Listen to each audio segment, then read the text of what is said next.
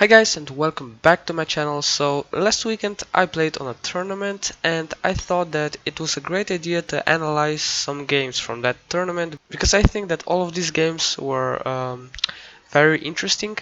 So this is the first game of 5 games that we played and I was black. So my opponent played e4 and I played c6, the Caro-Kann. We can see d4 and d5. These are just normal moves for the Caro-Kann opening. My opponent plays the exchange variation, so here he took on d5 and I recaptured. Now he played the most common move in this position, which is bishop to d3, and the point is basically to prevent this bishop here to develop to a good square, because you can see that this bishop here is protecting this square and this queen is protecting this square, and this bishop is hardly going to go anywhere here. But I have my opening preparation, which is to develop my bishop anyway, and you will see how. So here the move for black is knight to c6, attacking the pawn. He needs to defend it with c3, and now we can see knight to f6. Okay, I sometimes play queen to c7 in these positions, which is also fine, but I forgot the theory a little bit, so I just played knight to f6, and he played bishop to f4, just putting his bishop on this nice diagonal. And now I just developed my light squared bishop, you can guess where, to g4, attacking the queen. Now he could play something like f3, but he played queen to b3, attacking my pawn here, as you can see. And it's pretty common in these variations to defend this pawn with queen to c8. Okay, this queen stands a little bit awkwardly here on this square. It's really badly coordinated with other pieces, but this queen is going to move out of there, out of this c8 square, and it's going to be fine. So he played knight to d2 here, preparing to jump here to f3 with his knight, and I just played e6, closing down my pawn structure, also opening my bishop, preparing the castle, and here he played knight f3, developing a knight, and I played bishop to e7. Now I would rather put it on d6, try to exchange this one off and bring my queen to a good square here, d6, but this d6 square isn't available for me right now because of this bishop, so that's why I put it on e7. And now he just castled, I castled as well, and now he played a move which looked a little bit non-logical to me, and he played rook a to e1. Now here I was thinking, like, why didn't he go there with his other rook? Because this rook here on f1 is not doing that much here, I think, and this just looked a little bit crazy to me. But later in the game, this rook actually turned out to be pretty useful for him. So he had a clear idea in mind why he played this rook here and not the other rook. I just played h6, and the idea is basically to play b5 and then knight to a5 and to c5. This, as you can see, is a very good square for the knight.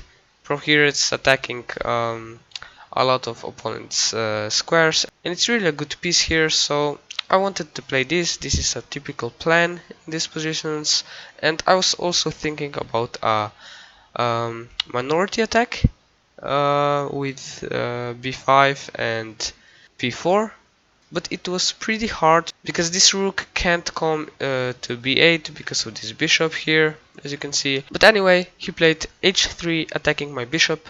I moved my bishop back, and now we can see a pretty strange move again. This is knight to e5. I really like to trade pieces here because I think that he has a little bit more space, and if I trade some pieces, then my pawn structure is pretty good, right? I can play that minority attack and I'm going to be pretty happy.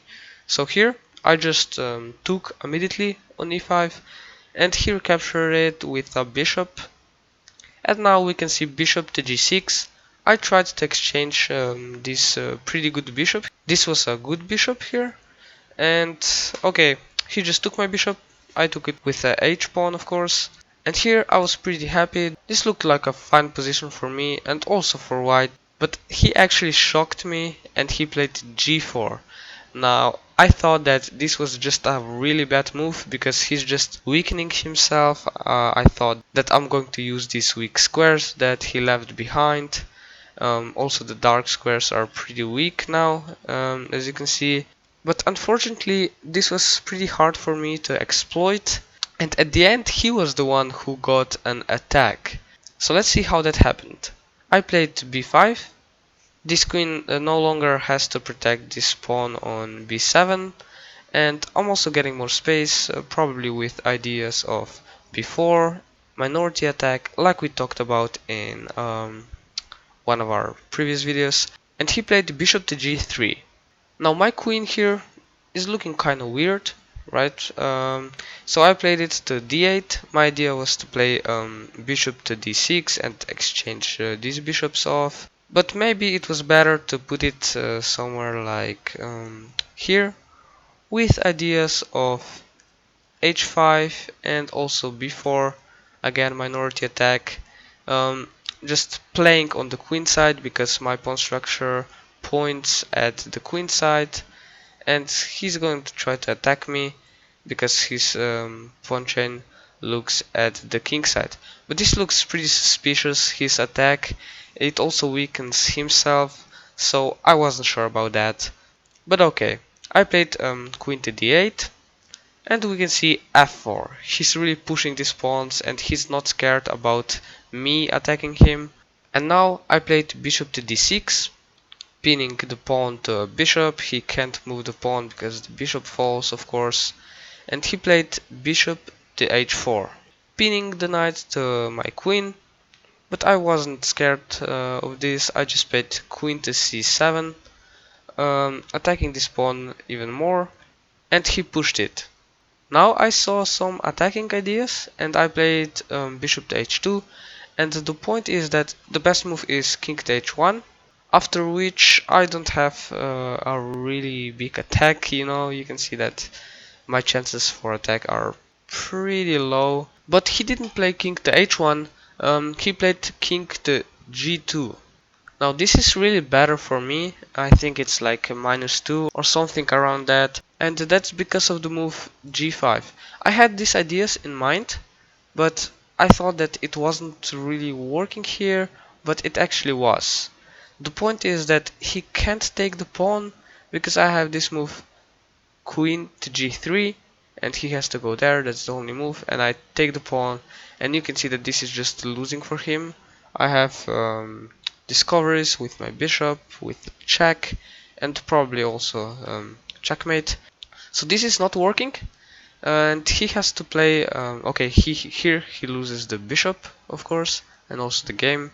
So he has to go to f2, and now I can take the pawn, and he recaptures. And now this is a really good position for black, I think, because he doesn't have any attack anymore. And I think that I have more play here than him. I could play something like rook to e8, fighting for a file, and this was totally okay for me. But I didn't see this g5 move, unfortunately, and I just took the pawn on f5. He recaptured, and here things look a little bit dangerous for me, because when he takes the pawn, you can see that this pawn is going to be loose when I recapture, and his rooks are going to be pretty active on these files, so this looked a little bit dangerous now. And I didn't see any better move than a knight to h5. I basically wanted to play something like bishop here, and then he would have to take, and I come there with my queen, and I think this would be pretty nice. But he didn't allow this. He played queen to d1, attacking my knight here. Now this doesn't work, of course, because my knight is just hanging here. So I had to play something, and I think that the only move here is to move the knight to g3, and it looks pretty interesting. He can't take the bishop because of this move. It comes with double check. Now this is just over. I can play this move. When he takes my knight, I take this with a check, and then I also take his bishop, and that's just over, of course. We don't have to look at this. So he can't take my bishop, and he didn't. He played f6, trying to open things up. And I mean, if I take, then this looks just losing because he takes our pawn, and then you can see this queen coming in and giving checkmate. So I can't take here on f6, and if I play g6, then he wanted to basically come in with his queen somehow and checkmate me. But g6 was actually working in this position, but I didn't play g6. I played knight to f5, attacking his bishop, and he played queen to g4. Now, if I'm not careful, if I play something like this, then this is checkmate. So I have to be really careful here. And here the threat is actually, if I play something stupid, then he can take my knight with a rook, and when I recapture it, again checkmate, removing the defender of this critical square. And I had to do something. I just played g6 here, stopping this threat of checkmate. And here he decided to sacrifice and exchange a rook for my knight, which was a bad idea. It was a possible idea, but not in this position. We can see that if he played something like knight to f3, something normal, I would play, I don't know, bishop to f4 or bishop to d6. I was thinking about bishop to d6.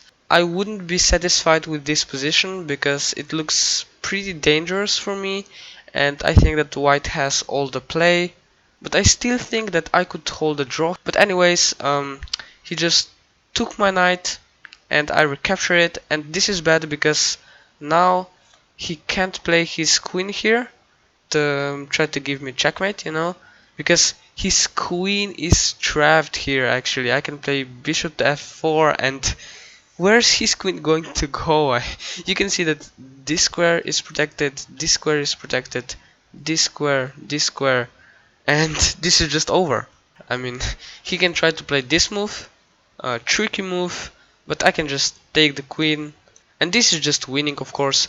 So here this rook takes f5 was just a bad move, and he had to play his queen somewhere else, and he played it to f3, and I just tried to exchange the queens off because I'm an exchange up and I want to simplify the position to have a material advantage in the endgame, which is going to be sufficient, and I'm just going to win this endgame. So pause the video here and look for the idea on how to exchange queens here.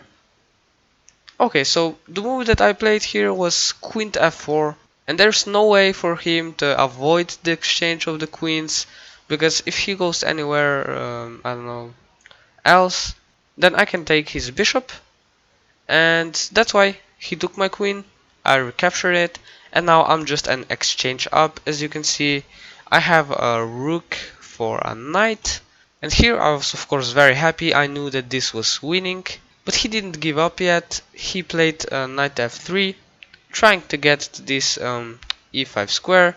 This is a pretty nice square for the knight, but I'm an exchange up. This is just over.